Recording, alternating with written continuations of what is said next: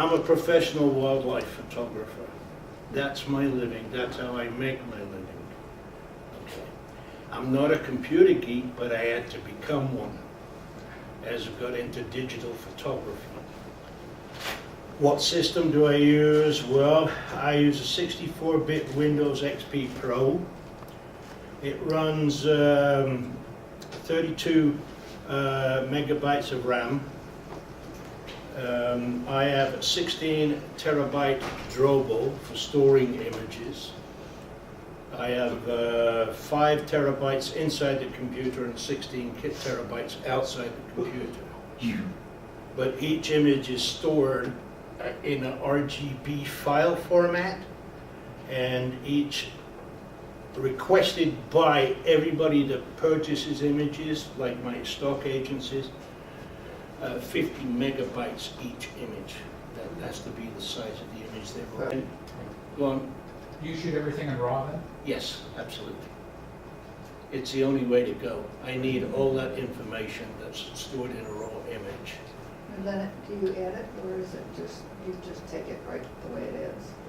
Of course I edit. I'm not that stupid. You're not quite that good. No, and neither is anybody else, let me assure you. I go out, last time I was in Kenya I was there for only 2 weeks, because I had a death in the family, I had to come home. But in those 2 weeks I shot 5,500 images. I use 30-inch monitors, 2 NEC 30-inch monitors to look at my work. What software do you use for post? Flat screens. Yeah. All calibrated to RGB, as should be that screen on that computer. Right. The second one that we're going to show you, it's a mixture. There's none of this fancy stuff fading. It's just a fade in, fade out. Okay, a lot of these images are digital images, and you'll see that the digital images are almost twice as sharp as the slide film images. How often do the animals take exception to your being there?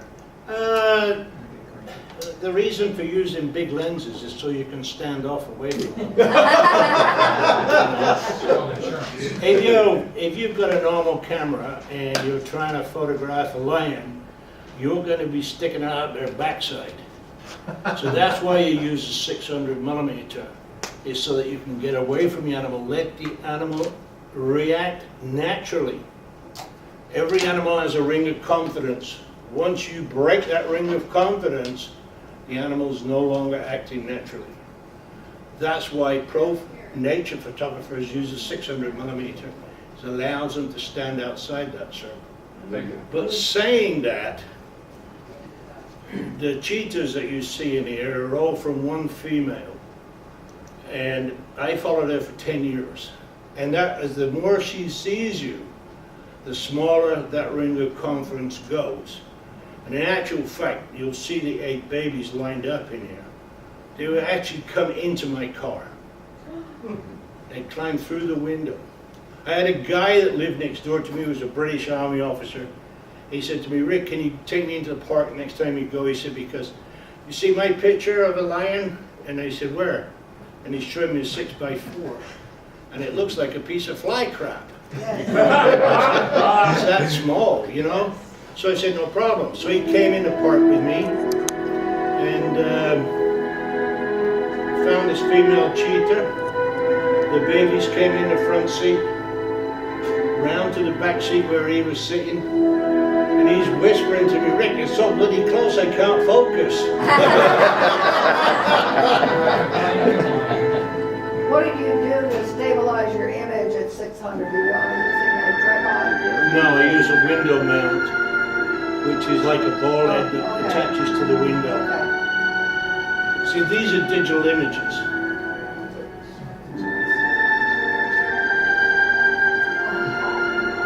And what kind of camera are you using now? That's a Canon EOS 1D Mark III, which is a 10 megabyte image file, but shoots 10 frames per second, which is what you need if you're doing monocle. Oh, look at their neck arches. Now, Those are Maasai giraffe. You see the markings are different.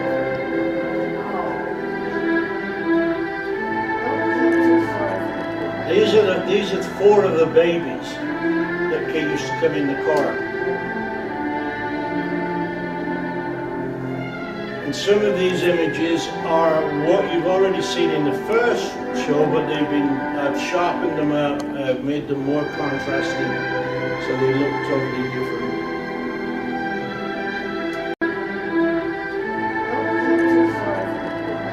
These are 4 of the babies that used to come in the car.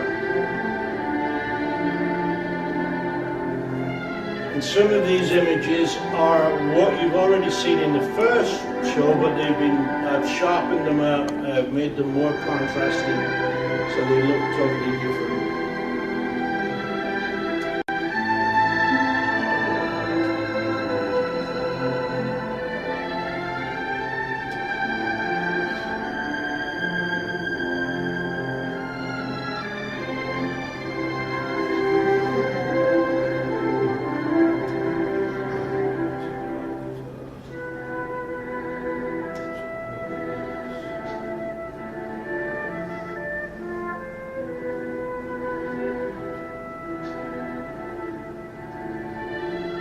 That's the female. I used to write monthly for BBC Wildlife magazine on just that cheetah. Is she still alive? No, she's long gone. And that's my reflection in the eye.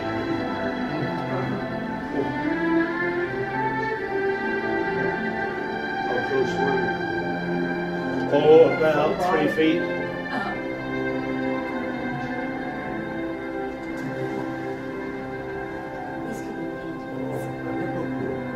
You'll never see them like that, and the reason they're like that is because the river is really, really low, and they congregated together.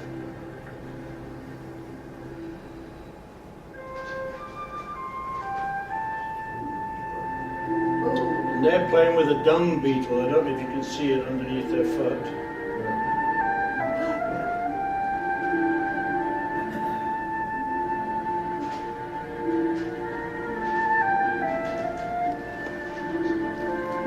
Looks like the tails were braided.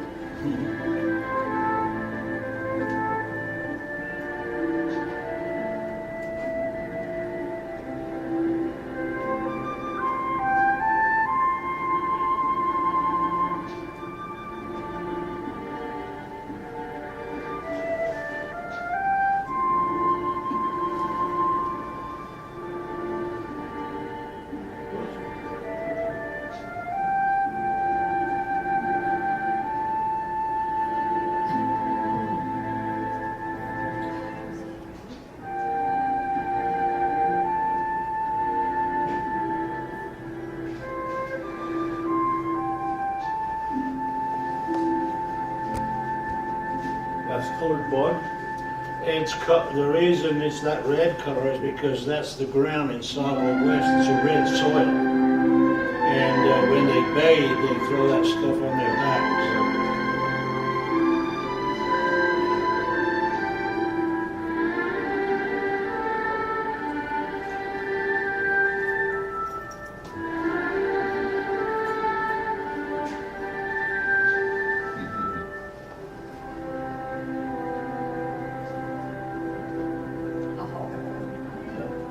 These were the first shots I ever got of these 8 babies. I